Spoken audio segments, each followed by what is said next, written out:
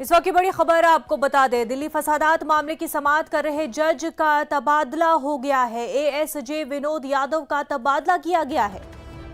विनोद यादव ने दिल्ली पुलिस की जांच पर सवाल खड़े किए थे। एएसजे विनोद यादव ने कहा था, तारीख में दिल्ली फसादात की जांच में पुलिस की नाकामी को याद किया जाएगा। विनोद यादव के अलावा 10 जुडिशियल दीगर अफसरान का तबादला भी हुआ है। काफी अहम खबर ये दिल्ली फसादात मामले से जुड़ी हुई ये खबर है। दिल्ली मामले को समाअत कर रहे जज का तबादला कर दिया गया है। दिल्ली फसादात मामले की समाअत कर रहे जज का तबादला कर दिया गया है। एएसजे विनोद यादव का तबादला कर दिया गया है। आपको बता दें, विनोद यादव ने दिल्ली पुलिस की जांच पर सवाल खड़े किए थे। एएसजे विनोद यादव ने कहा था, तारीख में दिल्ली फसादात की जांच में पुलिस की नाकामी को याद किया जाएगा। हमारे नुमाइंदे सुशील इस वक्त हमारे साथ जुड़ चुके हैं। सुशील, क्या वजह है इसकी कि जिन जज ने सवाल खड़े किए पुलिस की कारकर्दगी पर, उन्हें उनका तबादला कर दिया गया?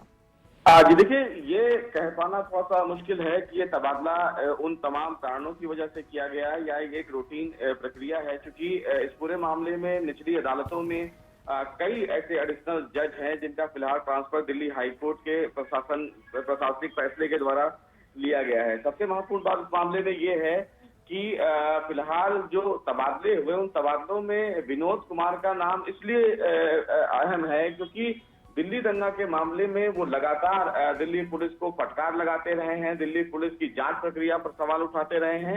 ऐसे में उनका ट्रांसफर होना कहीं ना कहीं सवाल के दायरे में है कि आखिर जब दिल्ली दंगा के मामले में कोई जज इस पूरे मामले की सुनवाई कर रहा है और दिल्ली पुलिस की जांच प्रक्रिया, दिल्ली पुलिस के ट्रायल पर सवाल खड़ा करता है, तो उस पर कहीं ना कहीं एक बड़ा सवाल लगता है और इसीलिए फिलहाल ये माना जा रहा है कि विनोद कुमार का कहीं ना कहीं ट्रांसफर करना इन तमाम चीजों को जोड़ रहा है। बहरहाल ये एक सामान्य प्रक्रिया होती है जो फिलहाल कोर्ट के द्वारा किया जाता है, लेकिन विनोद कुमार इस ट्रायल को लेकर दिल्ली पुलिस को लगातार फटकार लगाते रहे हैं और इसीलिए उनका जो ट्रांसफर है वो सवालों के घेरे में। जी सुशील, बेहद शुक्रिया आपका।